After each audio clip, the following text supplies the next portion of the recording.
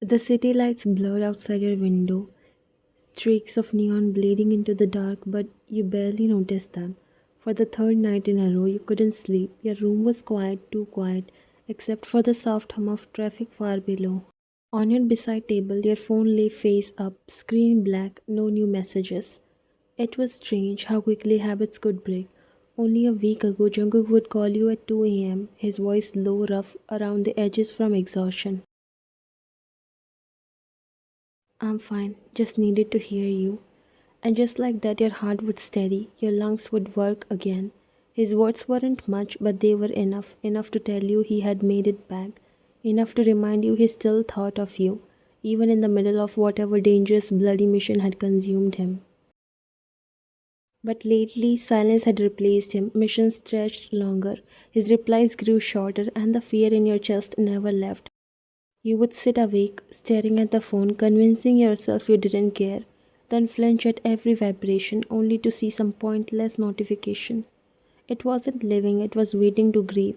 You took that decision of walking away, but life doesn't feel the same without him. You still remember that night like a fresh wound. The two of you had been in his office, the smell of smoke and gun oil lingering in the air. Papers were scattered across his desk, maps marked with red ink, weapons dismantled on the table. He was pacing, muttering orders into his phone, while you stood near the window, your hands clenched so tightly, your nails bit into your palms. When he finally hung up, you spoke before you could lose your courage. Your voice trembled. I can't do this anymore, Jungkook. He froze, his back still to you.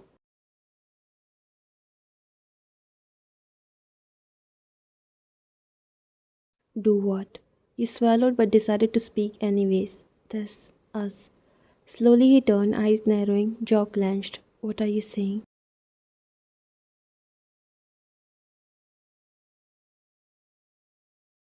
Tears burned your eyes, but you forced the words out. Every time you walk out that door, I don't know if you'll come back, and you don't even try to reassure me anymore. You just leave me here waiting, wondering if tonight is the night I lose you. I can't keep living in fear. He stared at you, his face unreadable, not softening, not breaking, just that cold, unreadable mask he wore when he didn't want anyone to see him bleed. So you are leaving? He said flatly. Your heart cracked because part of you had wanted him to fight, to argue, to beg, to say you were wrong, that he could change, but he didn't. He just stood there, silent as if he had been expecting this all along and you had left. Now, days later, you were still bleeding from it. The apartment felt haunted, every shadow reminding you of him. The scent of his calling lingered in your sheets. A half empty mug of coffee he had abandoned sat forgotten on the counter. You had tried to throw it away, but your hands had shaken. Everywhere you looked, there he was, his laughter echoing faintly in your memory, his warmth pressed into your skin, and yet all you had now was silence. You curled into yourself on the bed, pressing your face into the pillow. For the hundredth time, you told yourself you had done the right thing. You couldn't love a man who lived on the edge of death. You couldn't build a future on fear.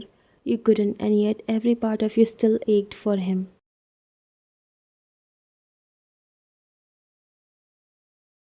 Nancy, your best friend and Jungkook's sister, was the opposite of your storm. Loud, bright, unbothered. She leaned across the cafe table, stirring her iced tea lazily. So, how's my brother treating you? Still disappearing for hours and not telling you why? You froze. The straw in your drink clinked against the glass. You forced a smile, same as always. She rolled her eyes, typical Jungkook. But hey, at least he's obsessed with you. Do you know how shocked I was when Mr. Iceberg actually brought someone home? And you, of all people, my best friend. I still can't believe it. Your throat tightened, the words "we are not together anymore" clawed to escape, but you swallowed them down. If Nancy knew, she would never stop asking why. She would never understand the constant ache of waiting for someone who belonged more to his shadow than to you. So you stayed quiet, Nancy smirked. Anyway, I'm planning a little game tonight at the house. Truth or dare, you're coming, no excuses. You looked up startled. At your house?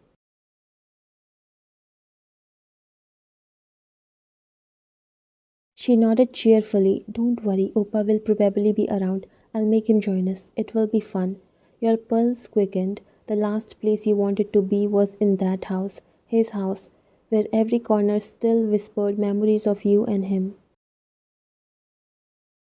But Nancy was relentless. Don't give me that face. You are coming. And just like that, you were trapped.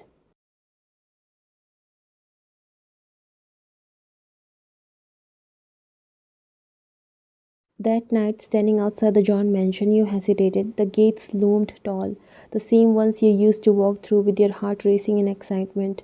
Now it was dread that twitched in your stomach.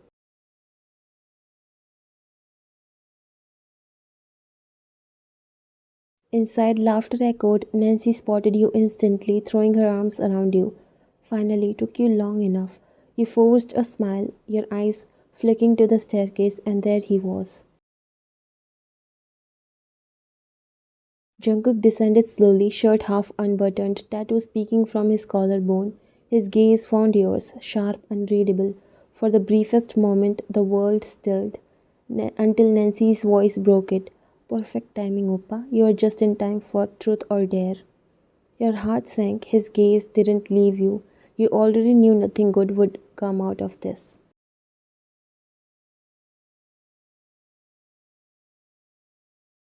The living room was brighter than you remembered. Warm light glowed against the marble floors, laughter bouncing from Nancy's friends who were already sprawled on the couches.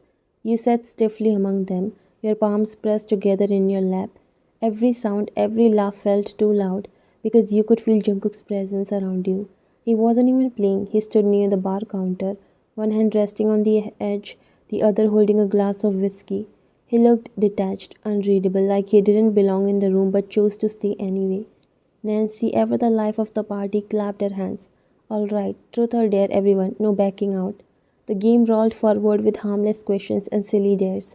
Eat a spoonful of hot sauce. Call your ex and say you miss them. Take a selfie, making your ugliest face. Laughter exploded each time. You tried to join in, but your smile were brittle because every now and then your gaze flicked to him, and every single time you found his eyes already on you.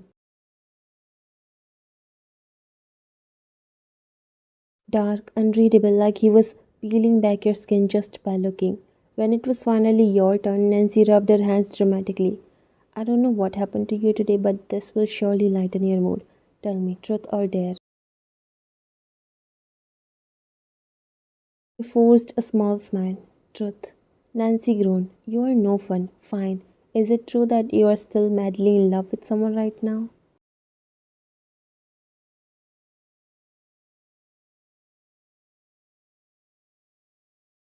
The question stabbed deeper than she could ever know. Your chest tightened, your throat dry. You glanced sideways only for a second at Jungkook. His gaze didn't falter. You cleared your throat. No.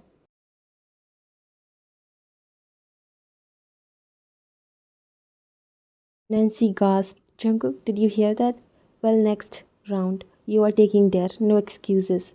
You gave a weak laugh, hoping the night would end before then.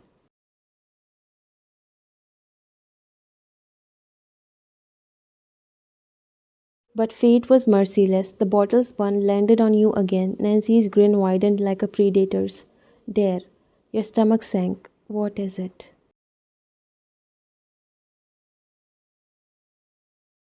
She leaned forward, her eyes sparkling with mischief.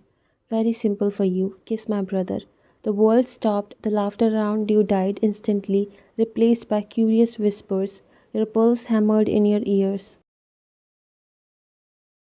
You froze, staring at her. What? Nancy laughed, oblivious. What? Don't act shocked. You are dating him. What's the big deal? Her words hit harder than the dare itself. Dating him. That's what she still believed. She didn't know. You felt your throat close, Nancy. But she cut you off with a playful shove. Come on, it's just a kiss, unless you're too shy in front of everyone. The room had gone quiet, all eyes turned to you. Can I get another dare? Don't tell me you two suddenly got shy. You have kissed before, right? This shouldn't be a big deal. Heat flushed your cheeks. The weight of everyone's eyes made it worse. You opened your mouth about to say something, anything, when Jungkook moved. He crossed the room in slow, measured steps, like a predator circling prey. His presence swallowed the space between you.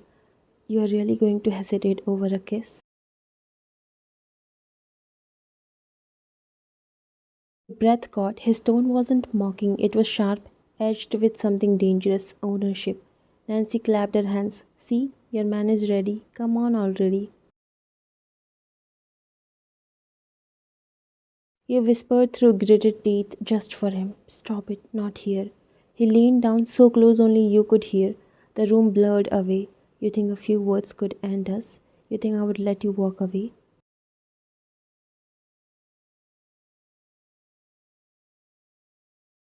Your eyes widened, your pulse thundered. Jungkook, we broke up.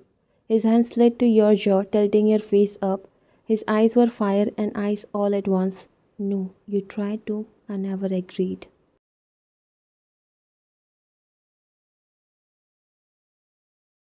And before you could protest, his lips crashed onto yours. The room erupted in whistles and cheers, but they barely registered because this kiss wasn't a dare, it was a claim.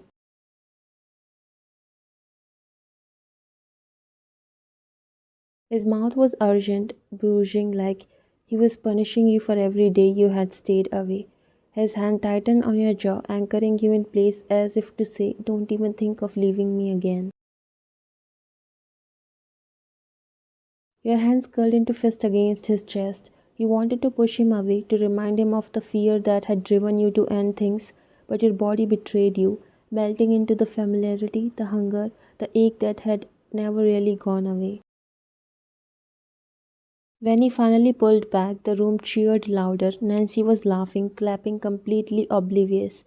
Finally, took you too long enough to show some PDA.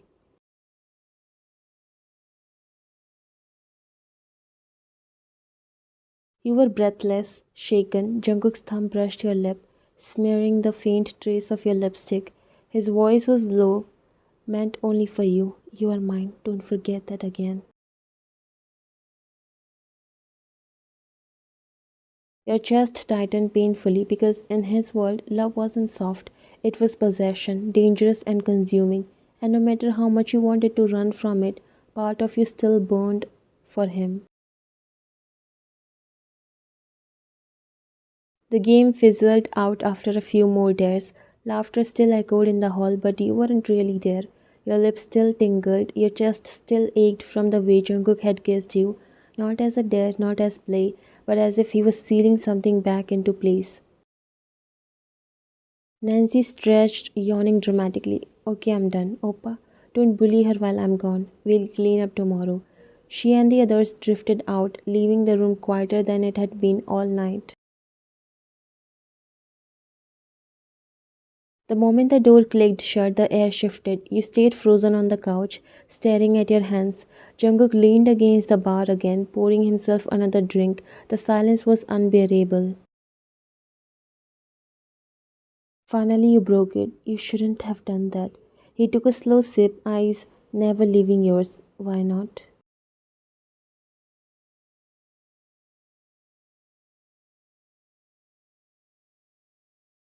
Your voice rose because we are not together anymore, Jungkook. Because Nancy doesn't know. He cut you off sharp. We are together.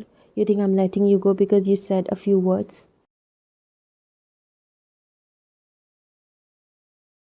You shot to your feet, anger boiling. It wasn't just a few words. Do you have any idea what it's like? Sitting there wondering if tonight is the night I get a call saying you are dead, watching you come home bleeding, lying about it, pretending I can't see the bruises. I can't.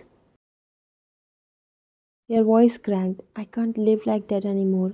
For the first time, his mask slipped. His jaw clenched, his eyes softened just a fraction. You think you are the only one scared? Every time I leave, I wonder if I'll come back to find you gone. I fight, I bleed, I carry this empire on my back, and you were the only thing that made it worth it. And you want to take that away from me? Tears burn in your eyes. You don't understand. Loving you hurts. In two strides, he was in front of you. He grabbed your wrist, not harsh but firm, pulling you closer. His breath was warm against your ear. Then let it hurt. I would rather see you break 1,000 times in my arms than watch you leave me once because it rips me apart.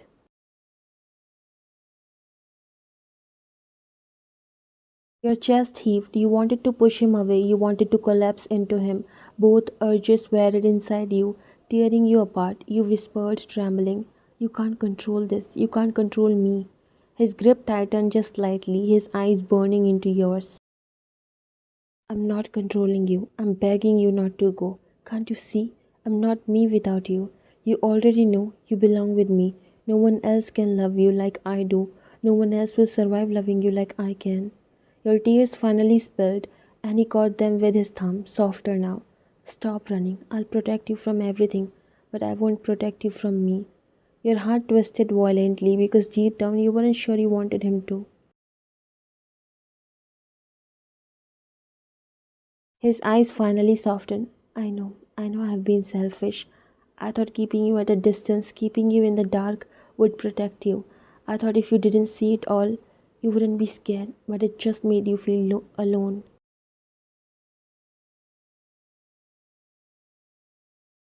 His hand slid down to yours, fingers brushing yours tentatively, like he was afraid you would pull away.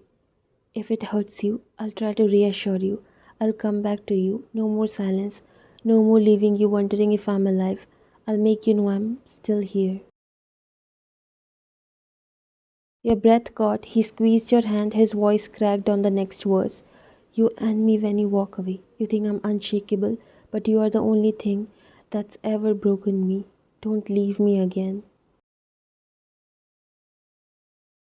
Something inside you shifted at the rawness in his tone. The walls you had built to protect yourself began to crumble. You stepped closer, tears still streaking your face. "You don't know what it's been like, Jungkook.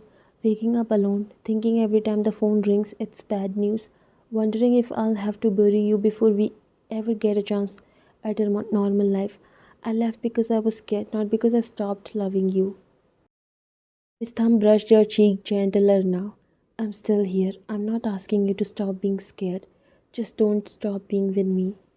You let out a trembling laugh, the sound half a sob, and before you could think, you threw your arms around him, burying your face in his chest.